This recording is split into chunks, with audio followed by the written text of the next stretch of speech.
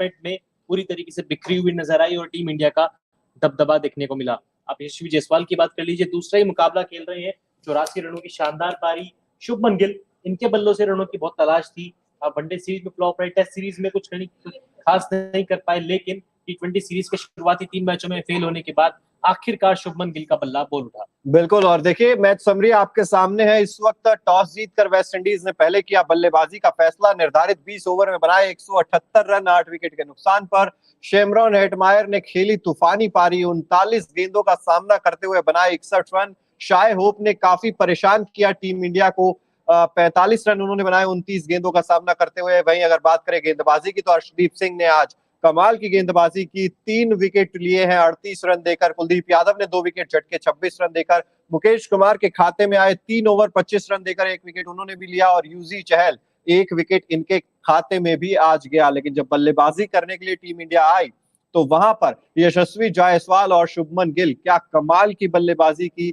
165 रनों की ओपनिंग साझेदारी दोनों के बीच में हुई। यशस्वी जायसवाल 84 नाबाद 51 गेंदों में, शुभमन गिल आउट हुए 47 गेंदों में 77 रन बनाकर।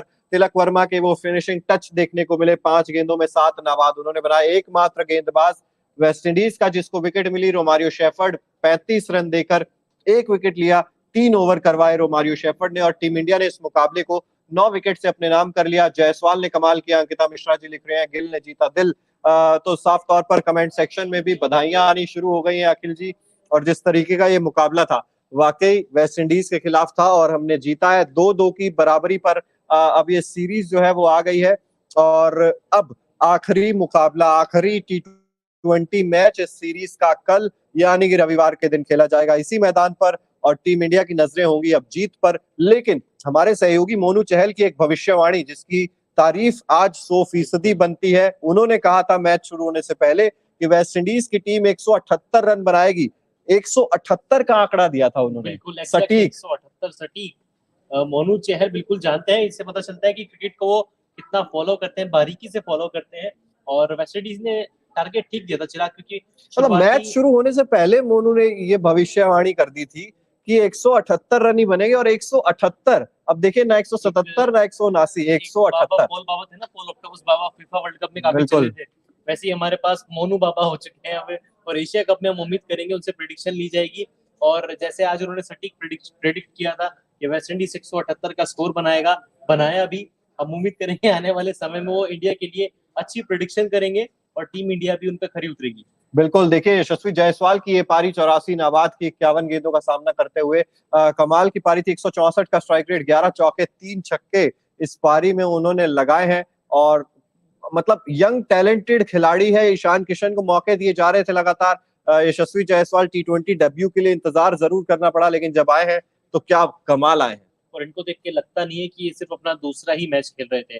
पहले मैच में 1 रन पे आउट हुए, काफी निराश थे, अफसोस उनको हुआ था, लेकिन आज सारी कसर उन्होंने पूरी कर ली। 51 गेंदें, लगभग 165 का स्ट्राइक रेट चिराग, 3 छक्के उनकी पारी में, 11 चौके। लेकिन शुभमन गिल की तारीफ बनती है, आपकी स्क्रीन पर आप देख रहे हैं 47 गेंदों में 77 रनों की शानदार पारी, 164 का स्ट्राइक रेट, 3 चौके, 5 छक्के इनकी पारी में थे। पूरी वनडे सीरीज, पूरा कैरिबियन टूर अगर हम कहें कि बिल्कुल नहीं चले थे, लेकिन वेस्टइंडीज से बाहर निकले, अमेरिका में आए, अमेरिका की हवा इनको बढ़िया लगी, पिच अच्छी लगी, बाउंस मिला तो यहाँ पर शुभमन गिल चमके। लेकिन ये एक अच्छी खबर है एशिया कप के लिहाज से भी, क्योंकि शुभमन गिल अगर फॉर्म में होंगे तो वहां पर आपको तगड़े तगड़े गेंदबाजों का सामना भी करना पड़ेगा, और शुभमन गिल का फॉर्म में आना एशिया कप में भी टीम इंडिया के लिए फायदेमंद साबित होगा। लेकिन आज देखिए अर्शदीप सिंह ने भी कमाल की गेंदबाजी की है, 3 विकेट अर्शदीप सिंह ने चटकाए हैं। टी20 में मेडन ओवर डालना अपने आप में एक बहुत बड़ी उपलब्धि, और यहाँ पर 38 रन देकर अर्शदीप सिंह, वो कहते हैं ना सिंह इज किंग, वही खेल आज इन्होंने दिखाया है। 3 विकेट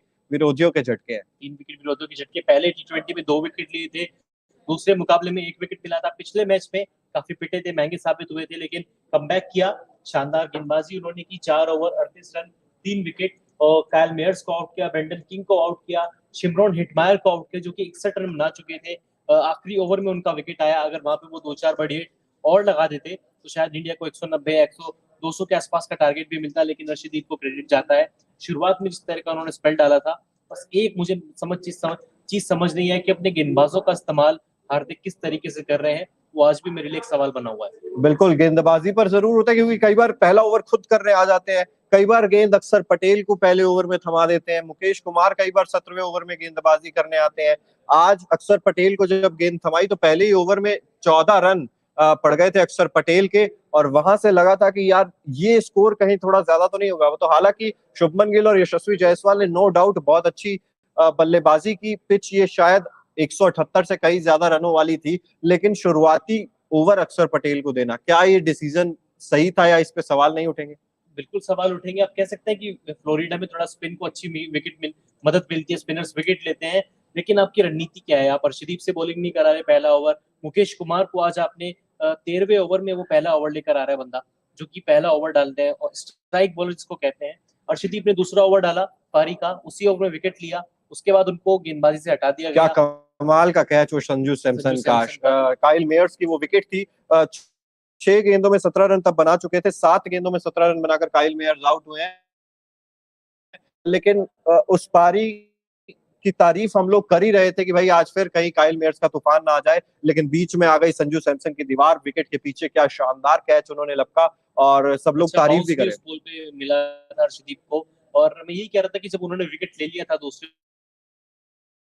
गेंदबाजी के लिए, हमने देखा बॉलिंग करने के लिए आया, बीच में आपने यूजी चहल को भी बॉलिंग कराई, पावर प्ले में आपने अक्षर पटेल का भी ओवर निकलवाया। तो हार्दिक पांड्या की कप्तानी मेरे लिए समझ से परे रही है। बिल्कुल, और आज खुद देखेंगे तो एक ही ओवर करवाया, उसमें महंगे साबित हुए हैं। चलिए महंगे साबित हुए तो अपने आप को रोक लिया, लेकिन खुद भी आज बड़ी देर के बाद बॉलिंग करने आए थे। वो मतलब ड्रिंक्स हो जाती है 10 ओवर का, शायद 12वें ओवर या 11वें ओवर में गेंदबाजी करने के लिए हार्दिक पांड्या खुद आए हैं। तो निश्चित तौर पर कभी आप पहला ओवर डाल रहे हैं, कभी आप 10 ओवर के बाद गेंदबाजी कर रहे हैं, यानी कि प्लानिंग शायद उतनी पुख्ता टीम इंडिया की है नहीं, डिसीजन शायद ऑन द स्पॉट ज्यादा लिए जा रहे हैं। और टीम में मुकेश कुमार का रोल क्या है? चिराग, आप ये भी तो देखिए ना, वो बंदा 4 ओवर चलिए पूरे डाल रहा है, लेकिन 3 ओवर डाले 3 आज। ओवर डाले हैं। पिछले मैच में भी उन्होंने सिर्फ 2 या 3 ओवर ही डाले थे। 15वें ओवर के बाद उनको इंट्रोड्यूस कराया गया था बॉलिंग में। आप उनका सही इस्तेमाल नहीं कर रहे हैं, क्योंकि उनके लिए भी ये डेब्यू सीरीज है, डेब्यू इनका ये टूर है, पहली सीरीज खेल रहे T20 की। उनको शायद अधिक मौके देने चाहिए थे। आपको देखना चाहिए था कि वो खिलाड़ी इन कंडीशंस में किस तरह की परफॉर्म करेगा, क्योंकि अगले साल इन्हीं मैदानों पर आपको T20 वर्ल्ड कप खेलना है। बिल्कुल, इन्हीं मैदानों पर आपको T20 वर्ल्ड कप भी खेलना है। और देखिए तारीफ आज करनी होगी शाय होप की और शेमरॉन हेटमायर की भी। हम लोग बड़े लंबे वक्त से बात कर रहे थे कि भाई हैटी फॉर्म में नहीं है, क्या करेंगे क्या नहीं करेंगे, और आज उन्होंने करके दिखा दिया है। 39 गेंदे 61 रन, 4 छक्के भी लगाए। शुरुआत काफी धीमी थी, रन बॉल से भी कम खेल रहे थे, लेकिन उसके बाद जब मोमेंटम हासिल किया तो फिर इनका तोड़ टीम इंडिया के पास था। वही थी ना, 57 पर 4 हो चुके थे और लग रहा था कि शायद ये टीम 100 रन भी नहीं बना पाएगी, लेकिन शायद होप जो कि वापसी कर रहे थे लगभग 1.5 साल के बाद T20 इंटरनेशनल में, 29 गेंदों में 45 रन उनके बल्ले से देखने को मिले। और शिमरॉन हेटमायर, जैसे चिराग ने भी कहा कि शुरुआत धीमी थी, लेकिन बाद में एक्सेलरेट किया, जिसके लिए वो जाने भी जाते हैं। डेथ ओवर्स में आके जिस तरह के तूफानी शॉट्स खेले, बड़े शॉट्स लगाए, लंबे लंबे छक्के भी लगाए, लेकिन 49 रनों की जो साझेदारी थी शे होप और हेटमायर की, उसी से वेस्टइंडीज इस मैच में आया। लेकिन जब शे होप आउट हुए, 106 पर ये 5वां विकेट गिरा था, फिर टीम लगातार एक बड़ा स्कोर नहीं बना पाई। बिल्कुल, और एक समय लग भी रहा था कि वेस्ट इंडीज की टीम शायद 140-150 के अंदर सिमट कर रह जाएगी। बिल्कुल, लेकिन इस पार्टनरशिप के बाद वो 178 के स्कोर तक पहुंची, और बाद में पता लगा कि यहाँ पर डेथ में आपके पास रन्स बटोरने का बहुत अच्छा मौका है। और गेंदबाजी में भी वेस्ट इंडीज की टीम से कई चूक हुई है। वहां पर अगर आप एक्स्ट्राज पर भी नजर डालेंगे, वहां पर भी एक्स्ट्राज भी वेस्ट इंडीज की टीम दे रही थी। और उसके अलावा अगर हम देखें तो लाइन और लेंथ से जो भटक रही थी टीम, उसमें भी वेस्ट इंडीज की टीम को नुकसान उठाना पड़ा। खैर, हम तो तारीफ करेंगे इंडियन टीम की कि आज पुराना वेस्ट इंडीज का रूप देखने को मिला, और भारत ने 2-0 या नया इंडिया का रूप, मतलब जो इंडिया का रूप दिखाई नहीं दे रहा था वो देखने को मिला, या वेस्ट इंडीज का पुराना रूप देखने को नहीं, इंडिया का नया रूप देखने को मिला। जिस चीज के लिए इंडिया जाना जाता है, आज वो चीज देखने को मिली है। वनडे के आखिरी मैच में टीम इंडिया की तरीके से खेली, और T20 सीरीज के चौथे मुकाबले में टीम इंडिया ने जो गियर पकड़ा है, मतलब जिस तरीके से सीरीज में कमबैक किया है, वो शानदार है। 2-0 से पिछड़ने के बाद अब सीरीज 2-2 की बराबरी पर खड़ी है।